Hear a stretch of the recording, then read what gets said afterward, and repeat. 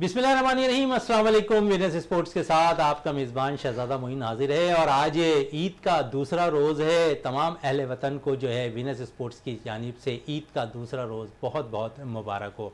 तो ईद के दिनों में हमने सोचा क्यों ना स्पोर्ट्स के लोगों को अपने साथ और खिलाड़ियों को अपने साथ यहाँ पर स्टूडियो पर मदऊ करूँ। तो पहले दिन आपने देखा कि हमने अंडर 19 खिलाड़ी को मदऊ किया था, उसके साथ साथ नेट बॉल की प्लेयर हमारे साथ पहले दिन मौजूद थी। तो आज दूसरा रोज़ है हमारा स्टूडियो पे ईद का और यहाँ पर हम बहुत सी चीज़ें आपको लेकर आपके सामने आए और कोशिश करेंगे जिन खिलाड़ियों से आपकी मुलाकात यहाँ पर स्टूडियो पर कराएं उनसे ज़्यादातर जो है उनके ईद के हवाले से बातें करें, क्योंकि सारों साल जो है हम खेलों के हवाले से उनसे बहुत ज़्यादा बातें करते हैं। ईद किस तरह गुजारते हैं खिलाड़ी, आज उनसे भी बात करेंगे। तो आज हमारे साथ हमारे साथी स्पोर्ट्स एनालिस्ट रियाजुद्दीन साहब मौजूद हैं, उनके साथ साथ नितालिया जमान साहिबा मौजूद हैं जो पाकिस्तान टेनिस की सुपरस्टार है अगर कहा जाए तो इस वक्त कम ना होगा, क्योंकि पाकिस्तान का दुनिया भर में वो नाम रोशन करते दिखाई दे रही हैं। इस वक्त पाकिस्तान में रैंकिंग उनकी 4th है और यकीनन पिछले दिनों उनकी रैंकिंग नंबर 1 थी, लेकिन कुछ उनको इंजरी प्रॉब्लम हुई जिसके बायस उनकी रैंकिंग में नीचे आती दिखाई दी।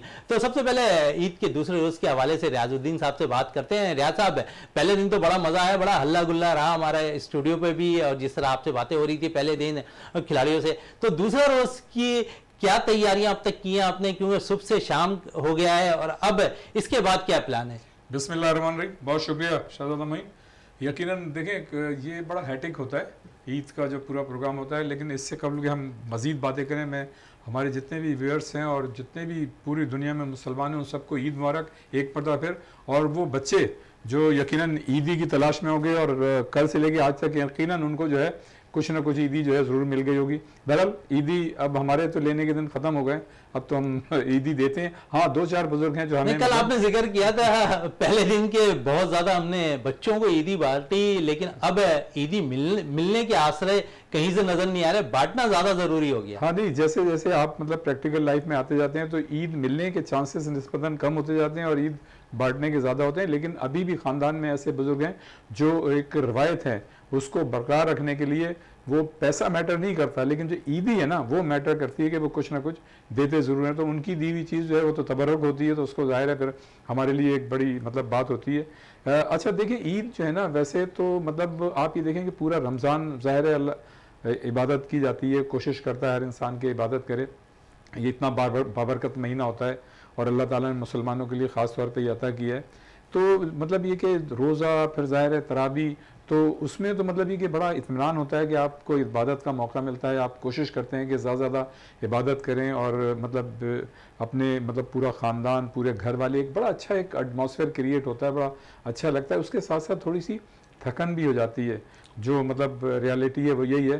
तो अजीब इत्तेफाक है कि हालांकि ईद के दिन आपको वो सारी चीज़ें करना पड़ती हैं, ज़ाहिर है सुबह उठते हैं आप नमाज़ पढ़ते हैं, फिर मतलब एक रिवायत है जैसे मतलब कमोबेश सारे ही लोग जो है अपने मतलब जो खून के रिश्ते हैं जो इस दुनिया में नहीं रहे उनकी मतलब कब्रिस्तान जाते हैं, उन ज़ाहिर है फातिहा पढ़ते हैं, फिर वहाँ से आते हैं। तो हम तो खैर इधर प्रोग्राम में आ गए थे, फिर उसके बाद दूसरी चीज़ तो बड़ी हैटिक होती है। तो दूसरे दिन ऐसा लगता है जैसे अब जो है मतलब आप आराम करें, नींद आ रही होती है, लेकिन ज़ाहिर है सारे काम करने होते हैं। तो मैं ही समझता हूँ कि ख़वातीन के लिए ख़ास तौर से जो है वो मैं समझता हूँ कि मर्द हज़ार से ज़्यादा जो है ख़वातीन जो है उनको जो है ईद की में उनकी जिम्मेदारियाँ ज़्यादा होती हैं। नितालिया हमारे साथ मौजूद हैं। नितालिया, ईद का पहला रोज़ आपने गुजारा, आज दूसरा रोज़ है, पहले दिन कितनी ईदी जमा की, क्योंकि खिलाड़ियों को बहुत कम मौका मिलता है घर में जो है टाइम देने का? पहले दिन ईद के मैं फैमिली के साथ गुजारा था। सुबह उठ के ईद नमाज गई थी और इतने देर के बाद मैंने खाया भी था, ऐसे पूरे महीने के लिए रोज़ा था। और फिर उसके बाद आदत ही नहीं था खाने का, तो मैं उठी थी, बहुत खुश हुई थी कि पानी पी सकती हूँ, खाना भी खा सकती हूँ। अच्छा नितालिया, बड़ी ज़बरदस्त बात कर रही हैं कि खाना खाया ज़्यादा आपने, लेकिन खिलाड़ियों को डाइट के बड़े मसाइल रहते हैं, तो शायद डाइट से हटकर आपने ज़्यादा खाना तो नहीं खा लिया? ईद पे बनता है ज़्यादा खाने। अच्छा, ईद पे बनता है। अच्छा, पहले दिन आपने वालिदैन से यकीनन ईदी भी ली होगी, किससे सबसे पहले, पापा से जिद की थी या मामा से? मैं दादा से। दादी और दादा से ज़्यादा जिद कर ईदी ले रही थी। अच्छा ये बताएं, खाने की यकीनन शौकीन भी होती है, ख़वातीन बनाती भी हैं, तो पहले दिन क्या क्या आपने अपनी पसंद की चीज़ें बनाई या और पसंद से जो खाई? मेरी अम्मी बहुत अच्छी नहारी बनाती है। मैंने वो नान के साथ, मुझे नान बहुत पसंद है, उसके साथ मैंने खाया था। अब मीठे में? मीठे में मैंने कुल्फ़ी खाई थी, कुल्फ़ी खाया था और जलेबी। अच्छा, उसके साथ साथ अगर हम बात करें, क्योंकि दोस्तों को भी टाइम बहुत कम आप दे पाती होंगी, क्योंकि एज ए प्लेयर बहुत ज़्यादा मसाइल होते हैं, क्योंकि ट्रेनिंग ज़्यादा वक्त ट्रेनिंग में गुजर रहा होता है, उसके साथ एजुकेशन में। तो इस दौरान आपने अपने दोस्तों को पहले दिन कितना टाइम दिया, या दोस्तों ने फ़ोन किया आपको? तो पहले दिन मैंने फैमिली के साथ गुजारा था, लेकिन तीसरे दिन ईद के मैं बीच जाऊंगी दोस्तों के साथ। इसी स्कूल भी हमारा ऑफ हो गया है मंडे और ट्यूसडे के लिए, तो मैं दोस्तों के साथ टाइम भी गुजार सकती हूँ। अच्छा, दोस्तों के साथ टाइम गुजारने में अच्छा लगता है, क्योंकि हाँ। काफ़ी दिनों के बाद ऐसे मौके आते हैं कि जहाँ पर आप एक साथ हाँ। दोस्तों के साथ गैदरिंग में मौके से भरपूर फ़ायदा उठा रही होती हैं। इसलिए रमज़ान के महीने में बहुत बिज़ी होती हूँ। टेनिस होता है मेरा, स्कूल भी होता है और रोज़ा में भी थक जाते हैं। तो फिर बहुत दिनों के बाद मैं दोस्त से मिलूँगी कल। अच्छा, बिल्कुल, तीसरे दिन आप एंजॉय करें, दूसरे दिन तो आपको हमने अपने स्टूडियो में मधु कर लिया है। तो यकीनन सुबह से लेकर आपने भी, जिस तरह ईदी आपने दादा दादी का जिक्र किया, आपने भी अपने से छोटों को ईदी दी है? अभी तो नहीं दिया, ऐसी मैं अभी भी 16 साल की हूँ, तो शायद तो मैं थोड़ी बड़ी हो जाऊँगी तो फिर मैं ईदी दूँगी मेरे छोटे भाई को। अच्छा, छोटे भाई को अभी भी दे सकती हैं आप, इसमें तो कोई हर्ज नहीं है। इसमें ऐसा है ना कि जो ईदी आपको मिल रही होती है ना, उसी में से डिस्ट्रीब्यूट कर दें। कोई अच्छा, इन समस्या ईदी नहीं। से, क्योंकि इस ईदी का बड़ा एक हम देखते हैं कि महफूज करने के लिए बड़े लोग इसको कर रहे होते हैं कि यार इन पैसों को महफूज रखें। क्या ऐसा कोई प्लान रहता था आपको माजी में भी? सर मैं ईदी के साथ मैं सेव जमा करूँगी, शायद टेनिस रैकेट ऐसे कुछ ले सकती हूँ, इसलिए मुझे भी नया टेनिस रैकेट चाहिए, नया मॉडल चाहिए, तो इंशाल्लाह ईदी जमा करके मैं ले सकती हूँ। अच्छा, अब अनकरीब यकीनन नेशनल चैम्पियनशिप स्टार्ट होने वाली है, उसके लिए क्या तैयारियां अब तक की हैं आपने? क्योंकि अब रमज़ान भी गुजर चुका, ईद भी आ चुकी, अब यकीनन ट्रेनिंग भी जो है बाकायदा तौर पर आप आगाज़ भी कर देंगी। माजी में थोड़ा सा आपके साथ कुछ प्रॉब्लम रहा, इंजरी का शिकार रही, जिसके बाइस आपकी रैंकिंग भी नीचे आई, अब किस किस्म की तैयारी कर रही हैं? अब तो रमज़ान ख़त्म हो गया, तो मैं सही तरह से ट्रेनिंग कर सकती हूँ। अब इसलिए अभी भी सोना भी अच्छा हो जाएगा। रमज़ान में थोड़ा मुश्किल है, इसी स्कूल के साथ सब कुछ सिर्फ 4-5 घंटे मिलते हैं स्लीप के, और खाना पीना भी बहुत इम्पोर्टेंट है। और रमज़ान के बाद अब ठीक भी हो जाएगा, तो अब मैं कोर्ट पे बहुत देर के लिए ट्रेनिंग कर सकती हूँ, दिन और रात में। अच्छा, दिन और रात में यकीनन आप ट्रेनिंग भी करती हैं। अच्छा, अक्सर मैंने आपको देखा है कि मामा के साथ आप ट्रेनिंग पर जा रही होती हैं, मामा को कितना वक्त दे पाती हैं, एजुकेशन को कितना वक्त दे पाती हैं, इस दौरान ये बताएं हमें। मैं अम्मी के साथ तो हमेशा मैं रहती हूँ, वो मुझे बहुत सपोर्ट करती है। अभी भी मेरे साथ आई है इंटरव्यू देखने के लिए, और टेनिस के साथ टेनिस पे भी कभी आती है, मेरे मैचेस पे भी सपोर्ट करने आती है।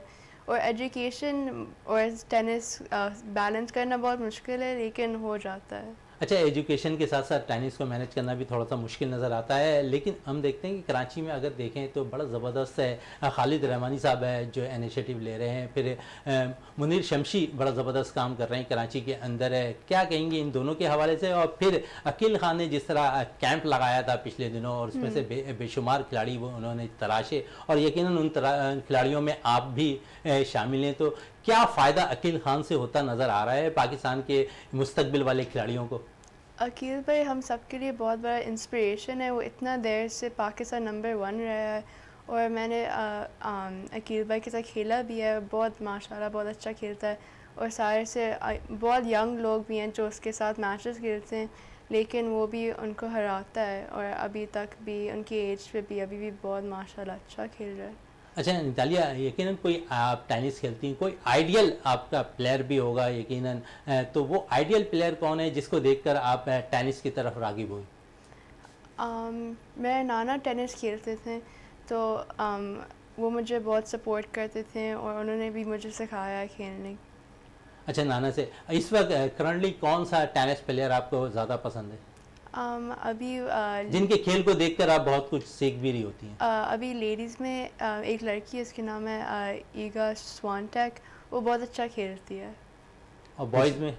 बॉयज़ में जोकोविच, वो तो नंबर 1 रहा है, वो बहुत थोड़ा सा कंट्रोवर्शियल है, लेकिन उसका खेलना बहुत अच्छा है। अच्छा, खेलना बड़ा अच्छा लगता है। रियाज साहब, क्या क्या कहेंगे ईद के आज दूसरे रोज़ के मौके पे, जिस तरह खाने की बात हो रही है, तो आज क्या क्या खाया, क्योंकि अब तो रात के कुछ देर बाद रात हो जाएगी, क्या कहेंगे इस पे? यार असल में ऐसा है कि पूरे रमज़ान जो मतलब रूटीन आपका जो है बिल्कुल मुख्तलिफ होता है, तो रमज़ान के फ़ौरन बाद आपको बड़ी एहतियात से काम लेना पड़ता है, इसलिए कि थोड़ा सा अगर बैलेंस आउट हो जाए तो फिर पता है मसाइल हो जाते हैं।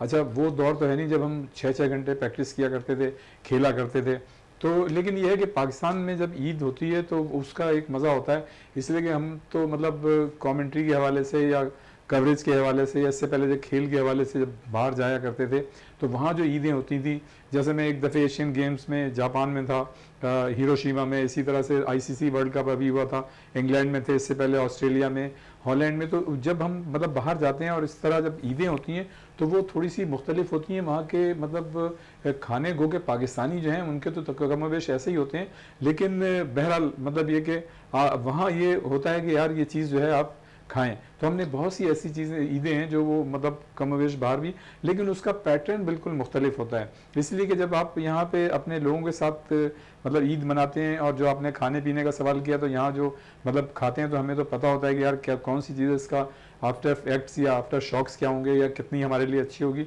लेकिन वहाँ का आपको इतना ज़्यादा बहुत ज़्यादा पता नहीं होता, तो थोड़ी सी एहतियात करनी पड़ती है।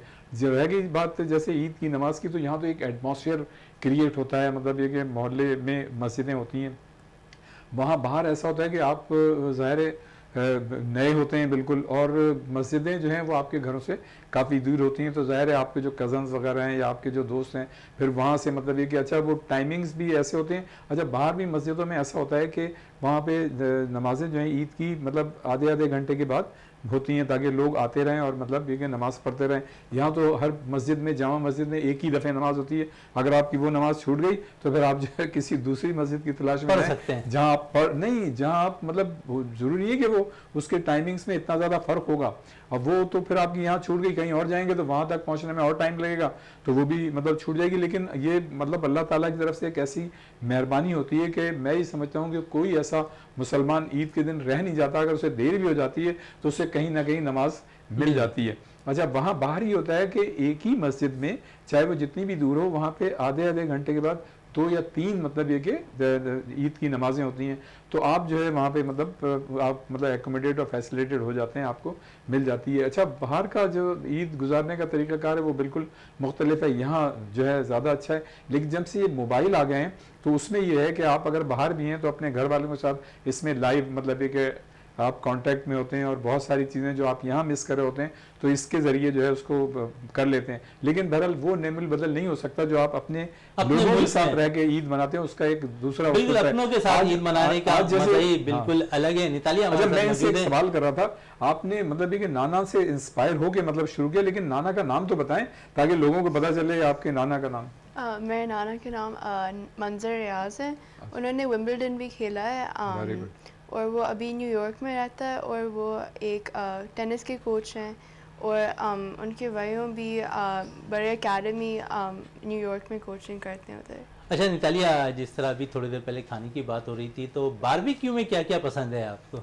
बारबेक्यू में तो मुझे सब कुछ पसंद है। मुझे मलाई बोटी बहुत पसंद है, और मुझे कबाब भी बहुत पसंद है। मुझे सार से रेड मीट बहुत मुझे अच्छा लगता है, बहुत ज़्यादा खाती हूँ। अच्छा, ईद के दिनों में मामा को ज़्यादा तंग करती हैं आप कि मामा आज जिस तरह अभी बारबेक्यू की बात है, बारबेक्यू घर पे ज़्यादा पसंद है या बाहर जाकर ज़्यादा खाना पसंद करती हैं? बारबेक्यू में ज़्यादा बाहर जाके खाना खाती हूँ, और तब मैं बीच भी जाऊंगी कल दोस्तों के साथ, तो उधर भी मैं खाऊंगी। यानी कि मामा को आप तंग कम करती हैं, यानी कि इस मसले में आप तो मामा को क्या क्या फरमाइश करती हैं ईद के दिनों में, मामा ये बनाएं ताकि मैं घर पे मौजूद हूँ तो ये चीज़ें खाऊं? मैं मदद करने की कोशिश करती हूँ मेरी अम्मी को, इसलिए मेरे पास अब बहुत से छोटे भाई हैं, और फिर बहुत अम्मी के बहुत काम होते हैं ईद पे, तो मैं कोशिश करती हूँ कि थोड़ा सा मदद करूँ और इतना तंग नहीं करूँ। अच्छा, ईदी अब तक कितनी जमा कर लिया आपने? मैंने फैमिली के घर में गई थी मैं। अच्छा, फैमिली की बात हो रही है, फैमिली के यहाँ जाना होता है, लेकिन सबसे पहले आप अपनी फैमिली में किसके घर जाना पसंद करती हैं, या मामा पापा कहते हैं कि बेटा सबसे पहले इनके घर चलते हैं? हम सबसे ज़्यादा दादी दादा के घर जाते हैं, और इसी उधर भी मेरी दादी बहुत अच्छा खाना बनाती है। हर ईद पे हम सब जाते हैं, पूरा ख़ानदान उधर ही मिलते हैं हमारी दादी और दादा के घर पे। बिल्कुल, दादा और दादी के घर पे मिलता है। रियाज साहब, माजी में अगर हम बात करें तो बड़े अच्छे लेजेंड प्लेयर भी हमारे साथ जो हमारे साथ यहाँ पर मुस्तकबिल में हमारे स्टूडियो पे भी मौजूद थे और जो गुजर भी गए हैं। अगर हम बात करें तो बहुत से लेजेंड प्लेयर ने अपना वक्त बड़ा ज़बरदस्त गुजारा। क्या कहेंगे इस ईद के मौके पर उन लेजेंड प्लेयर के हवाले से जो गुजर चुके हैं? देखिए, सबसे पहले तो मैं ये कहूँगा कि अल्लाह ताला उनको गरीक रहमत करे और उनके दर्जात बुलंद करे जो हम में से नहीं हैं। और यकीनन देखें, जितने भी मतलब दुनिया में इंसान आते हैं उसमें मतलब कि जिनको अल्लाह ताला समझ देता है, शऊर देता है और उनमें थोड़ी सी समझ होती है, तो वो अपनी ज़िंदगी में अपना एक टारगेट रखते हैं, अपना एक गोल रखते हैं और फिर उस पर वो अमल करते हुए अपने टारगेट और गोल को अचीव करने की कोशिश करते हैं और फिर वो दुनिया के लिए एक मिसाल बन जाते हैं, रोल मॉडल बन जाते हैं। तो मैं ये समझता हूँ कि हमारे बहुत से लेजेंडरी जो प्लेयर जो अब इस दुनिया में नहीं हैं, उन्होंने, मैं समझता हूँ कि न सिर्फ अपनी आला परफॉर्मेंस से, अपनी एक्स्ट्रा ऑर्डनरी परफॉर्मेंस से न सिर्फ अपना नाम रोशन किया, अपने घर वालों का, अपने शहर का, अपने मुल्क का और दुनिया खेल में पाकिस्तान के सब झलाली परचम को बुलंद किया। तो ये मैं समझता हूँ कि ऐसे बहुत से लीजेंडरी मतलब प्लेयर्स हैं जिनके हम नाम ले सकते हैं, जिन्होंने पाकिस्तान के लिए बड़ी गिरा कद्र खिदमत अंजाम दी हैं। मैं देखें, ये वो लोग होते हैं, ये आम लोग नहीं होते। देखें, आम लोग वो होते हैं जो रूटीन वे में अपना काम करते हैं, लेकिन ये वो लोग होते हैं जो एक एग्जाम्पल सेट कर जाते हैं या एग्जाम्पल सेट करते हैं, जो मतलब एक्स्ट्रा ऑर्डनरी मतलब मेहनत करते हैं। जिस भी प्रोफेशन में होते हैं, जिस भी शोबे में होते हैं, वो जो है एक्स्ट्रा ऑर्डनरी मेहनत करते हैं। जैसे मैं खेल की बात ले लेता हूँ कि चूँकि हम खेल के हवाले से बात कर रहे हैं, उन लेजेंडरी प्लेयर्स की हवाले से बात कर रहे हैं, तो देखें जो प्लेयर्स हमने खुद मतलब अपने स्पोर्ट्स के कैरियर में देखा है कि अगर आप रोज़ाना रूटीन की प्रैक्टिस करेंगे तो जब आपका कोई बड़ा मैच होगा तो उसमें आप रूटीन की ही परफॉर्मेंस देंगे, उसी तरह के प्लेयर नज़र आएंगे। लेकिन अगर आप में थोड़ी सी इंडिविजुअल रिस्पॉन्सिबिलिटी होगी और आप रूटीन से हट के आप मतलब कोई एक्स्ट्रा ऑर्डनरी डेली कोई प्रैक्टिस करेंगे, तो जब आपके मैचेस होंगे या आपके कोई बड़ा इवेंट हो रहा तो उसमें आप बिल्कुल अलग से नज़र आएंगे। तो मैं ये समझता हूँ कि हमारे आज के दौर के जो प्लेयर्स हैं को उनके लिए मैं यही कहूँगा कि वो जो रूटीन की प्रैक्टिस होती है वो ज़रूर करें, लेकिन अपनी तरफ से भी एक्स्ट्रा ऑर्डनरी कुछ ना कुछ करने की कोशिश करें, ताकि आप अलग से जब आपके इवेंट हो बड़े तो उसमें आप अलग से नजर आएँ। जैसे हमारे कोच होते थे तो वो हमें ये कहते थे, हमारी तो खैर 3 घंटे सुबह प्रैक्टिस होती थी, 3 घंटे शाम को होती थी, तो हम उनसे ये कहते थे कि अब इसके अलावा हम और क्या करें। तो वो ये कहते थे कि आप जो है इसके अलावा भी बहुत कुछ कर सकते हैं। ये ज़रूरी नहीं है कि आप मतलब 3-6 घंटे जैसे हम दौड़ते हैं तो फिर 3 घंटे और दौड़ें, लेकिन आप अपनी लाइफ में डिसिप्लिन लेके आएँ, आप अपनी चीज़ों को बैलेंस करें, आप अपनी डाइट को बैलेंस करें। आप जब यहाँ पे इतना मतलब प्रैक्टिस कर लेते हैं, इतनी मेहनत कर लेते हैं, तो फिर कोई ऐसा फटीक का काम ना करें जो आपकी मतलब कि सेहत पे, आपकी फिजिक पे असरअंदाज हो और अल्टीमेटली फिर जब आप किसी बड़े इवेंट पे जाएं तो आप उस तरह की परफॉर्मेंस ना दे सकें। उनका मकसद कहने का ये होता था कि आपको जब एक मतलब एक बड़ा प्लेयर बनना है तो आपको इंडिविजुअल रिस्पॉन्सिबिलिटी का मुजाहरा करना पड़ेगा। हमने बहुत से मतलब कि बच्चों को देखा है कि वो जैसे एसी में मतलब बैठे रहते हैं, नहा के आते हैं, बैठे रहते हैं। जाहिर है मतलब कि बच्चे जो हैं उनको ज़्यादा मतलब ज़रूरत होती है, लेकिन उससे ज़्यादा बहुत सौ को हमने देखा है कि फिर वो किसी न किसी बीमारी का शिकार होते हैं इवेंट्स के दौरान। तो ये मतलब फिटनेस की बात होनी, थोड़ी सी नितालिया से भी बात कर लेते हैं फिटनेस के हवाले से। नितालिया, फिटनेस का रोल कितना इम्पोर्टेंट होता है खिलाड़ियों के लिए? मुझे लगता है कि खेल से ज़्यादा फिटनेस इम्पोर्टेंट है। इसलिए फिटनेस नहीं है, स्टैमिना नहीं है, स्पीड नहीं है, तो फिर खेलेंगे कैसे? तो फिर खेल नहीं पाते हो। तो मैं फ़िटनेस भी बहुत ज़्यादा करती हूँ, जैसे वेट्स करती हूँ स्ट्रेंथ के लिए, और रनिंग भी ज़्यादा करती हूँ, स्प्रिंटिंग भी ज़्यादा करती हूँ, ताकि कोर्ट पे मैं अच्छा खेल पाऊँ। अच्छा, यकीन फिटनेस के हवाले से तो बात हो गई। ईद के दूसरे रोज़ जो है कौम को क्या पैगाम देंगी? ईद के दूसरे दिन पे पता नहीं, सब लोग इंजॉय कर सकते हैं। जी, पहला दिन तो बहुत हेक्टिक होता है, बहुत ज़्यादा चीज़ें करने पड़ते हैं, बहुत जगह जाते हैं, लेकिन सेकंड डे थोड़ा रिलैक्स होता है, थोड़ा घर पे रहते हो, अम्मी अब्बू सिबलिंग्स के साथ इंजॉय कर सकते हो। अच्छा, यकीनन एंजॉय कर सकती हैं। तो थर्ड डे आपने खुद कहा है कि अब अपने दोस्तों के साथ एंजॉय करेंगी। यकीन हमारी भी दुआ है कि आप अपने दोस्तों के साथ जाएं, एंजॉय करें। तो यकीनन आपका बहुत बहुत शुक्रिया, आप हमारे साथ स्टूडियो पे मौजूद थी। इस वक्त ब्रेक के लिए कहा जा रहा है, ब्रेक से वापस आएंगे तो हमारे साथ और भी स्टूडियो पर मेहमान मौजूद होंगे, उनसे भी मुलाकात कराएंगे ईद के दूसरे रोज़। इस वक्त ब्रेक के लिए कहा जा रहा है, ब्रेक से वापस आते हैं तो गुफ्तगू को मज़ीद जारी रखते हैं।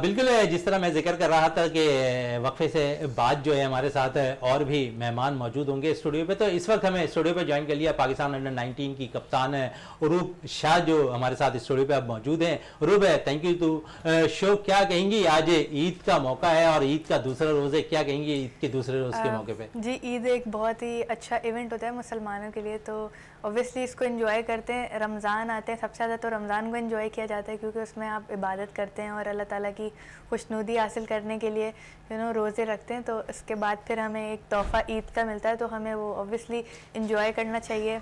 और बच्चों के लिए होती है ज़्यादातर, तो ईद मैं भी अभी बच्चों में ही शुमार होती हूँ, तो मेरे लिए यही होता है कि मैं अपनी फुप्पो अच्छा, बच्चों में आप शुमार होती। कैच तो आपने जो ऐसा कैच लिया जो आईसीसी ने अपने पेज पर उसे वायरल कर दिया है, तो उस कैच के हवाले से ज़रा बता दें, क्योंकि आपने बच्चों वाला जिक्र कर दिया, बच्चे ऐसे कैच नहीं पकड़ते।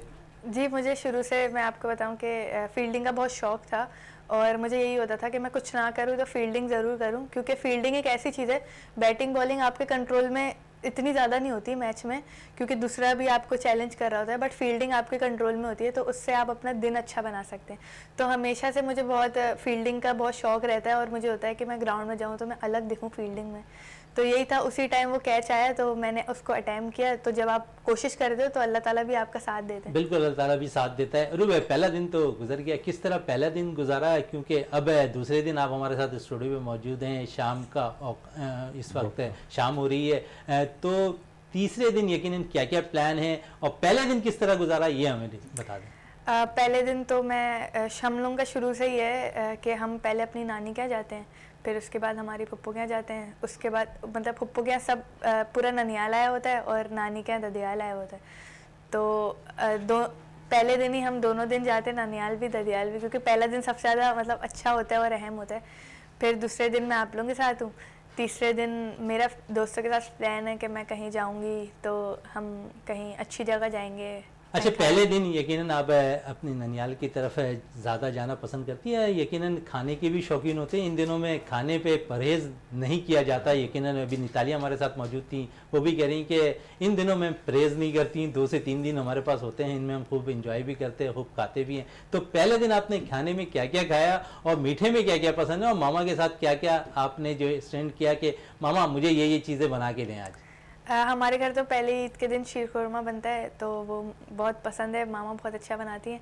बाकी है मेरी ऑल टाइम फेवरेट तो बिरयानी है, कहीं भी कुछ भी पड़ा होगा ना, मतलब रखा होगा, तो मैं बिरयानी सबसे ज़्यादा पहले चूज़ करती हूँ। तो मैंने ईद पे तो बिरयानी खाई सबसे ज़्यादा। फिर क्योंकि वैसे तो स्पोर्ट्स पर्सन होते हैं, उनको थोड़ा डाइट का ख्याल रखना अभी मैं यही सवाल आपसे करना चाह रहा था कि जब आप कैंप पे मौजूद होती थी उस वक्त बिरयानी खाना पसंद करती थी या उस वक्त डांट पड़ती थी?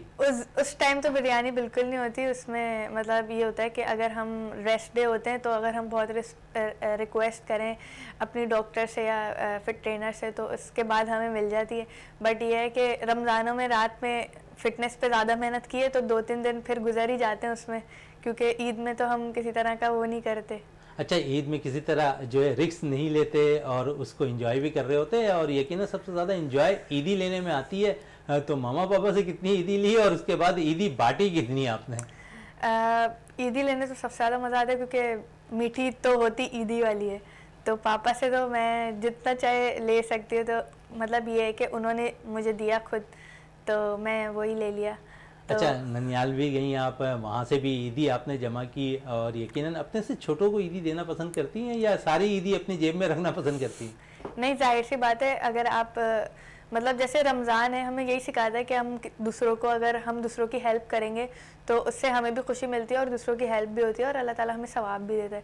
तो हमेशा ये चीज़ का बहुत शौक़ है और मज़ा आता है कि किसी को मतलब छोटे बच्चों को ईदी दो या किसी की हेल्प करो, तो उससे आपको खुद अच्छा फील होता है कि आप कुछ कर रहे हो, अल्लाह ताला उसका सवाब देते हैं। तो ये चीज़ का बड़ा शौक़ है। बिल्कुल, इस चीज़ का बड़ा शौक़ है। रियासत है, जिस तरह रूप कह रही हैं कि ईदी यकीनन अपने छोटों को भी देती हैं और लेना भी पसंद करती है ज़्यादातर, और ईद के दिनों में मांग कर ईदी लेने में ज़्यादा मज़ा आ रहा होता है। क्या कहेंगे ईदी के हवाले से? देखिए, बड़े हों या छोटे, और खुसूसन छोटे, ईद का जो मतलब एक हुस्न है ना, वो ईदी में पोशीदा है। तो मेरे ख्याल से बच्चों का जो महवर है, या जो ज़ाहिर है मतलब इस काबिल होते हैं कि उन्हें ईदी दी जाए। जैसे जैसे देखें ग्रेजुअली मतलब इंसान की ज़िंदगी में ऐसे मरहले आते हैं कि ईदी लेने का एक ज़माना होता है, ईदी लेने का एक टाइम होता है, फिर ईदी बांटने की जिम्मेदारी आ जाती है। आपको पहले से एक मार्जिन और प्रोविज़न रखना पड़ता है अपने मतलब जेब में, पर्स में, कि भाई हमने जो है ईदी देनी है। तो इसका अपना एक चार्म है, लेने वालों के लिए भी और देने वालों के लिए भी।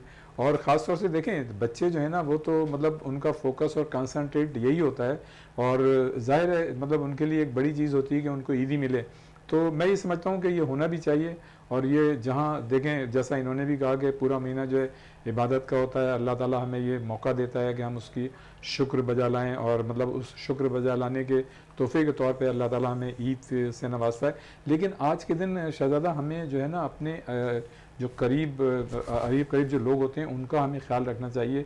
उनकी मतलब ज़रूरियात क्या हैं, क्या हम उसको मतलब कि सही तरीके से जानने की कोशिश कर रहे हैं। अगर उनको हम फुलफ़िल नहीं कर सकते, उनको अगर हम एकोमोडेट और फैसिलिटेट उस तरह से नहीं कर सकते जिस तरह से करना चाहिए, लेकिन हमको अपनी बिसात के मुताबिक जो है उन लोगों का सबसे ज़्यादा मेरे ख्याल में रियासत है पड़ोसियों का ख्याल सबसे ज़्यादा रखना चाहिए। जी बिल्कुल, मैं हमेशा ये एक बात कहता हूँ कि हम सब मतलब उसमें शामिल हैं। हम लोग ये शिकायत करते हैं कि यार फ़लाँ पड़ोसी है, वो जो है इस तरह से सलाम नहीं करता, फ़लाँ पड़ोसी इस तरह से बात नहीं करता, या उसने देखो यार आज तक हमारे यहाँ कोई चीज़ नहीं भेजी।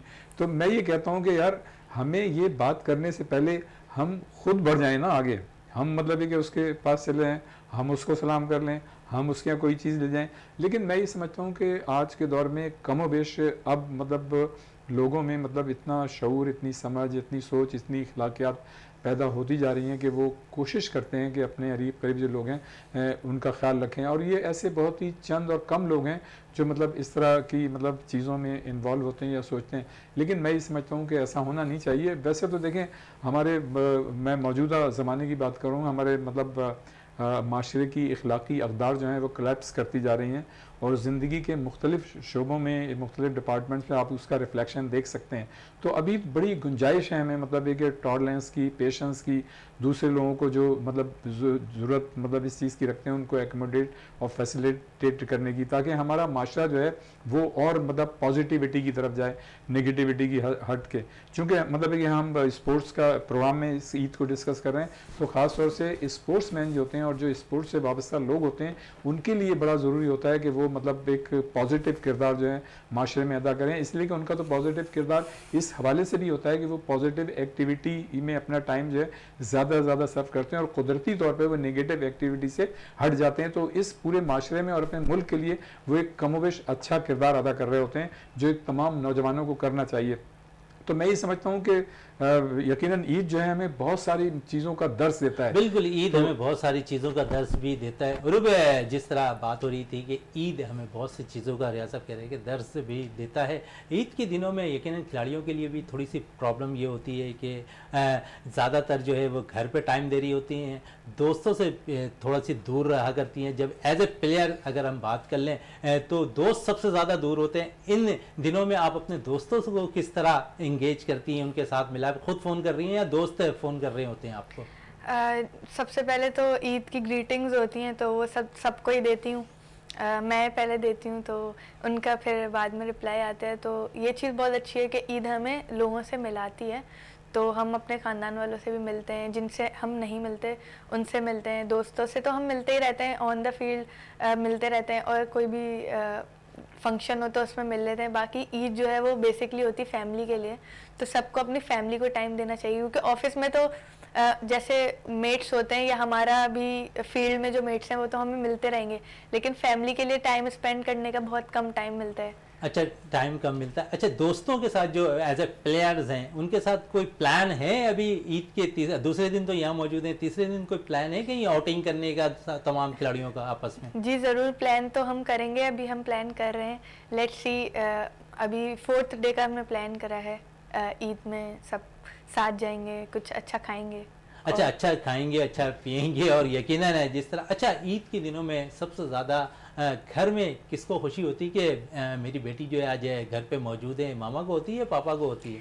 ऑब्वियसली दोनों को ही होती है, और मतलब दोनों ही बहुत प्यार करते हैं, तो ऑब्वियसली अगर मैं नहीं होती तो मुझे मिस भी बहुत करते हैं और मैं भी उन्हें करती हूँ। लेकिन ये है कि जब मैं ईद में होती हूँ तो पूरी कोशिश यही होती है कि घर वालों को अच्छे से टाइम दूँ और उनके साथ रहूँ।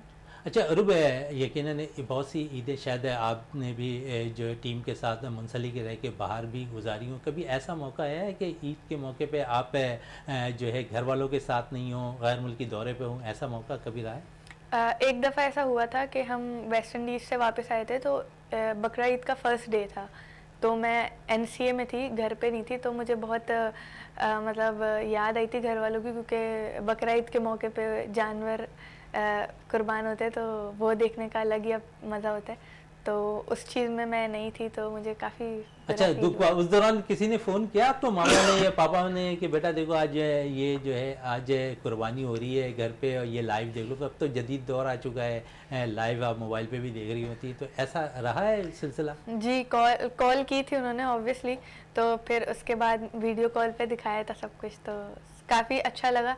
लेकिन ये था कि अगर आप कहीं मौजूद होते हैं तो वो ज़्यादा अच्छी फीलिंग होती है। अच्छा, कितनी बहन भाइयों पर मुश्तमिल आपकी फैमिली है?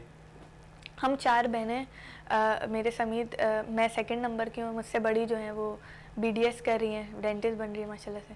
बाकी 2 छोटी हैं मुझसे, वो स्कूल जाती हैं। अच्छा, बड़ी बहन से ईदी ली है अभी आपने? नहीं, उनको तो दूंगी, अभी तो वो बन रही हैं, फिर उसके बाद उनसे लूँगी।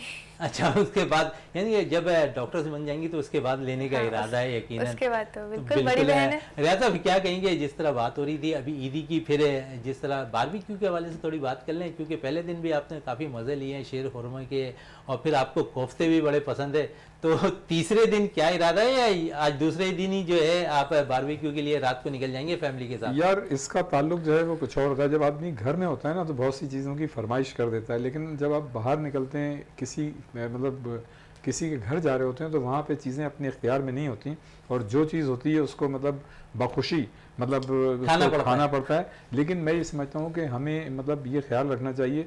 देखिए, जब हम किसी के यहाँ जाते हैं तो वो हमें तो लगता है कि जी उन्होंने टेबल पे खाना सजाया और हमने खा लिया, लेकिन उसके पीछे 3-4 घंटे की कहानी होती है, मेहनत होती है।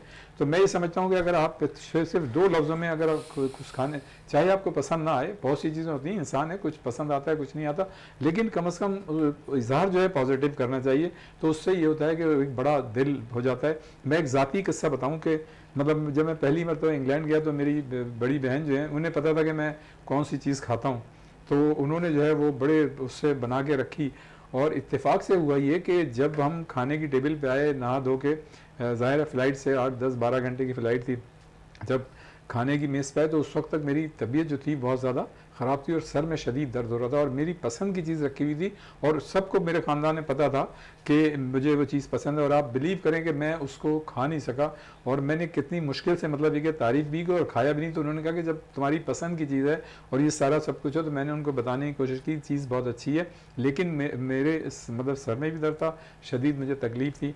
तो उन्होंने कहा कि तुम्हें मतलब उस दिन मुझे पहली मरतबा एहसास हुआ कि मेरी उस वक्त ज़ाहिर उम्र कम थी, मैं मेरे ख्याल से स्कूल से कॉलेज में आया था जब पहली मरतबा मैंने ट्रैवल लंदन का किया था, पहले ही सफ़र था जो मैं लंदन गया था। तो फिर मैंने जो मतलब उन्होंने जो बात कही ना, वो आज तक मुझे क्लिक करती करने के, देखो तुम्हें अंदाज़ा ही नहीं कि मैंने जो है 6-7 घंटे लगाए तुम्हारी इस डिश को तैयार करने में, और तुमने जो है मतलब इसमें से 1 या 2 चीज़ें टच की हैं। आप बिलीव करें कि उस दिन की उनकी बात जो है ना आज तक मेरे जहन में। अब मैं ये कोशिश करता हूँ, मैं अपने मतलब छोटों को भी बताने की कोशिश करता हूँ, ख़ानदान में भी बात करता हूँ, और वैसे भी ये चीज़ मतलब सबको पता ही होगी और होनी भी चाहिए कि आप जब भी कहीं किसी खाने पे जाएं तो उसकी तारीफ़ आप ज़रूर करें। होटल में जाना खाना जो है एक अलग बात है, रह गई पसंद नापसंद की। देखें, असल मतलब खाना वो होता है जब आप एक लुकमा लें और आपकी भूख जो है वो खुल जाए। मतलब बहुत सी दफ़े ऐसा होता है कि हम कुछ ना कुछ खाना खाए हुए होते हैं, लेकिन ये कि जब आपके सामने वो चीज़ आती है तो आप रुकते नहीं हैं। अभी जैसे पाकिस्तान और हॉलैंड की क्रिकेट सीरीज़ थी, मैं उस वक्त हॉलैंड में था, वहाँ पे रॉटरडैम में, तो वहाँ पे हमारे दोस्त जो थे वो हमें मतलब होटल ले गए। अच्छा, वो एक अपना मशरकी यही पाकिस्तानी होटल था, तो बड़ी अच्छी अच्छी चीज़ें थी। तो मैं मतलब जो मेरे कज़न मुझको लेके आए थे ना, तो वो पहले अपने घर ले गए थे, वहाँ पर हमने कुछ चीज़ें खाई तो वो भी अच्छी थी। अच्छा, चूँकि हम ज़ाहिर है फ़्लाइट से आए थे तो 10-12 घंटे ज़ाहिर है, तो हमने खा लिया। अच्छा, उसके 2 ही घंटे बाद वहाँ हम होटल चले गए, तो वहाँ भी एहतमाम था खाने का। अच्छा, वहाँ पे एक ऐसी डिश थी, मैंने उसको टच किया तो बड़ी अच्छी लगी वो, तो वो मैंने खा ली। तो असल चीज़ ये होती है कि अच्छा खाना आपको कहीं भी मिल सकता है, लेकिन खाने की जो असल खूबी होती है ना, वो ये होती है कि आप एक निवाला लें और आपकी भूख मज़ीद खुल जाए, चेत जाए कि आपने कुछ खाया हुआ हो। तो मेरे ख्याल से ये जो है बड़ी चीज़ होती है। वैसे ज़ाती तौर पर जो आपने पूछा था, एक दफ़े फिर रिपीट कर देता हूँ, कोफ्ते मुझे ज़ाती तौर पे बड़े पसंद हैं, चाँप जो है मैं खाता हूँ, और फिर उसके साथ साथ मटन जो कढ़ाई होती है ना, अभी तक जो मैंने मटन कढ़ाई खाई है, एक तो मैंने अभी हाल ही में जब मैं ICC वर्ल्ड कप में गया था इंग्लैंड 2019 के, तो उसमें मैंने लंदन में खाई थी एक मटन कढ़ाई, वहाँ खाई थी, और एक मैंने कोयटा में खाई थी। तो उसका जायका जो है ना वो आज तक मतलब मेरे यानी कि भाभी अच्छा मटन कढ़ाई नहीं बनाती नहीं, है, नहीं, इसका मतलब भाभी- ये नहीं, है, नहीं, आपने दो हाँ, जगहों हाँ, की तारीफ नहीं, कर दी, नहीं, घर की देखिए- तारीफ नहीं की देखिए, आपने। हर इंसान में खूबियां भी होती हैं, खामियां भी होती हैं। भाभी माशाल्लाह बड़ा अच्छा खाना बनाती हैं, और मेरी मतलब वाइफ की जो बड़ी खूबी और भी ख्वातीन में होगी कि वो क्या करती हैं कि मतलब ये जो रॉ मटेरियल होता है, क्या कहते हैं उसको, वो सारी चीज़ें तैयार रखती हैं फ्रिज में ना। अच्छा, अगर कोई भी आता है ना तो वो चीज़ जो है फ़ौरन तैयार हो जाती है। लोग कहते हैं यार एकदम से कैसे बन गई, तो वो चीज़ें पहले से मतलब जो कोफ्ते हैं या कबाब हैं, ये इस तरह की चीज़ें वो थोड़ी थोड़ी तैयार होती हैं, बस उनको फाइनल टच देना होता है। तो ज़ाहिर है देखें, घर के जो लोग होते हैं मियाँ बीवी, उनको तो अब पता होता है कि भाई आपको कौन सी चीज़ पसंद है। तो हर वक्त तो वो चीज़ नहीं बन सकती और ना बननी भी चाहिए, लेकिन ऑन एंड ऑफ मतलब है कि वीक में 8-10 दिन में एक आध चीज़ जो है। अच्छा, मज़े की बात यह है कि अब जो हमारी नई नस्ल आ रही है, हमारा जो ज़माना था ना, तो उसमें तो ऐसा होता कि अगर हमें मतलब कोई चीज़ पक गई और हम नहीं खा रहे हैं, तो वालिद साहब कहते थे कि मतलब वो तरबियत का हिस्सा था, वो ये कहते थे अगर ये नहीं खा रहे हैं तो इसको मत खाने दो, ठीक है ना, तो वो फिर भूखा रहने दो। लेकिन थोड़ी देर बाद जब भूख लगती तो वही चीज़ खाते थे, फिर आहिस्ता आहिस्ता जो चीज़ आपको नहीं पसंद थी वो आपको अच्छी लगती रहती थी। लेकिन अब देखें ज़माना बदल गया है, बच्चों को आप उस तरह से ट्रीट नहीं कर सकते। जैसे मतलब कि जो डांट हमने बर्दाश्त की थी, तो हमने एक आधा नहीं यार हमारे बच्चे जो होंगे हम उनको डांटेंगे नहीं। लेकिन मैं समझता हूँ कि ये भी तरबियत का हिस्सा होता है, डांटना या थोड़ा बहुत हाथ लगाना, तो वो शफकत का हाथ होता है, तो वो चीज़ ज़रूरी होती है। अब देखें, एक घर में मुख्तलिफ लोगों की मुख्तलिफ पसंद होती है। अब ये कि मतलब ऐसा तो नहीं हो सकता कि एक दिन में सारी चीज़ें पकें, तो वो बारी बारी पकती हैं, तो कभी बारी बारी पकती है, कभी आपको कबूल करना पड़ता है। बारी बारी पकने की बात हो रही है, तो मामा का कितना साथ देती हैं ईद के दिनों में आप किचन में? टू बी ऑनेस्ट बताऊँ, मुझे कुछ खास बनाना तो आता नहीं है, लेकिन ये कि मामा कोई शौक से कोई चीज़ तो बनाती होंगी कि आज ये बनाते, ये शौक है मेरा, ये खाने का दिल कर रहा है, इसको बनाते हैं। मामा जब बनाती है तो खड़े हो जाती हूँ, साथ देखते रहती हूँ। बट ये है कि मामा बहुत अच्छा खाना बनाती है, तो मुझे तो मतलब इवन मैं होटल्स में भी होती हूँ ना कैंप में, तो मुझे उनके खाने की ज़रूर याद आती है, क्योंकि मतलब वो बहुत अच्छा खाना बनाती है, तो मुझे ये होता है यार मैं घर जाऊँगी तो उनका खाना। अच्छा, मामा की मीठे में क्या चीज़ सबसे ज़्यादा पसंद है कि मामा मीठे में ये चीज़ बड़ी ज़बरदस्त बनाती हैं, ये दिल करता है कि नहीं इन दिनों में अगर घर में मौजूद हूँ तो ये मामा से कहती रहूँ कि मामा ये पर डे हमें ये बनाते रहें? वैसे तो मामा सभी अच्छा बनाती है मीठे में, लेकिन उनका खुबानी का मीठा बहुत अच्छा होता है। तो बाकी हर चीज़ अच्छी बनाती है, खीर भी बहुत अच्छी बनाती है, शीर खुरमा भी हम ने कल खाया था, तो वो बड़ा अच्छा बना था। तो उनकी तो सारी चीज़ें पसंद है। इवन मैं कैंप में होती तो मैं उन्हें कॉल पे कहती हूँ कि आपका खाना बड़ा याद आ रहा है, तो वो बोलती हैं आओगी तो खिलाऊंगी। अच्छा, थोड़ी सी बात है होंगी आप मदर की, यकीन है मदर की तो आपने तारीफ करी, थोड़ी सी बात है क्रिकेट पे कर लें। अंडर 19 की आप कप्तान बनकर गई पाकिस्तान की जानिब से, कुछ परफॉर्मेंस थोड़ी सी वीक रही पाकिस्तानी टीम की, क्या कहेंगी, क्या वजूहत थी उसकी कि पाकिस्तानी टीम है जो इस वक्त बड़ी ज़बरदस्त परफॉर्म कर रही थी 19 की, वो अचानक जाकर डाउन हो जाता है लेवल, एक मैच में परफॉर्मेंस होती है, बाकी मैचेस में परफॉर्मेंस होती हुई नज़र नहीं आती, क्या वजूहत थी?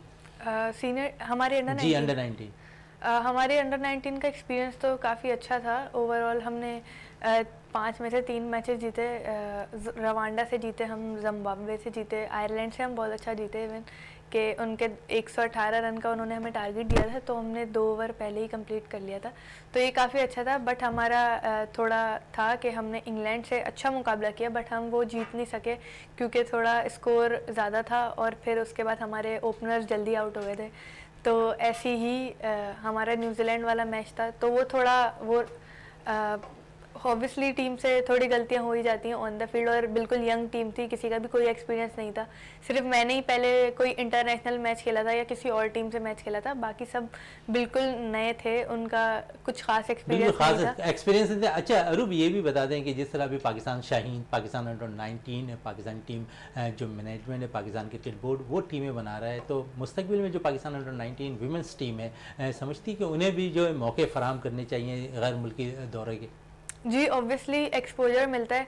हमारा अंडर 19 का जो टूर्नामेंट था वो बेस्ड ही एक्सपोजर पे करता था कि हमें पता लगे कि हम कहाँ स्टैंड करते हैं, और हमारे एज के बेस्ट प्लेयर्स उधर मौजूद थे, तो काफ़ी कुछ सीखने को मिला। बहुत सारी टीमें अच्छी थी, ऑस्ट्रेलिया, इंग्लैंड, इवन इंडिया जो वर्ल्ड कप जीती है, तो वो बहुत अच्छी थी। तो उनको देख के पता लगता है कि हम कहाँ स्टैंड कर रहे हैं और हमें कितनी और मज़ीद मेहनत करने की ज़रूरत है कि हम उनको आगे जाके हरा पाएँ, मतलब नेशनल उनकी टीम्स को। तो ये बहुत एक चीज़ अच्छी थी। और अगर आपको यंग एज से ही एक्सपोजर मिलना शुरू होता है, तो आप जब बड़े होते हो, तो आप सीनियर होते हो, तो आपका वर्क एथिक इम्प्रूव हुआ होता है, आपको पता लग गया होता है कि आपने आगे जाके कितनी मेहनत करनी है कि आप इंग्लैंड जैसी टीमों को या ऑस्ट्रेलिया जैसी टीमों को हरा सकते हो।